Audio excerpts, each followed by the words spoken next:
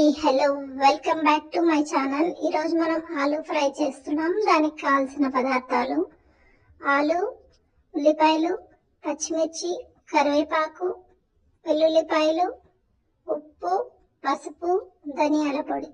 చాలా సింపుల్గా ఉంటుందండి. దీని ప్రాసెస్ ఏంటో చూసేద్దామా? వచ్చేసేయండి వీడియోలోకి. ముందుగా ఆలుని పొట్టు తీసి సన్న ముక్కలుగా కట్ చేసి పక్కన ఉంచుకోవాలి. ఇప్పుడు ఉల్లిపాయలు, పచ్చిమిర్చి కూడా కట్ చేసుకొని పక్కన ఉంచుకోవాలి. వెల్లుల్లిపాయ దంచుకోవాలండి. ఇప్పుడు కడాయి పెట్టుకొని కడాయి వేడయ్యాక అందులో 2 టేబుల్ స్పూన్స్ ఆయిల్ వేసుకొని ఆవాలు, జీలకర్ర వేయాలి. అవి వేగిన తర్వాత వెల్లుల్లిపాయ వేసుకోవాలి.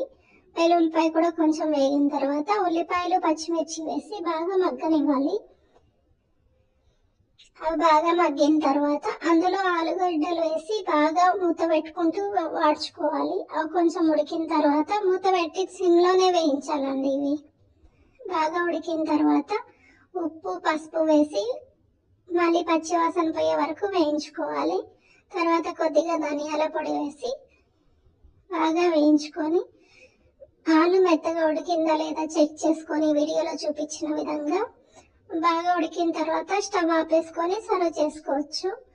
చాలా ఈజీగా ఉంటుందండి. మీరు ఒకసారి ట్రై చేసి ఎలా ఉందో కామెంట్ చేయండి. ఈ వీడియో కనుక మీకు నచ్చితే లైక్ చేయండి, షేర్ చేయండి, subscribe to my channel. Thank you all.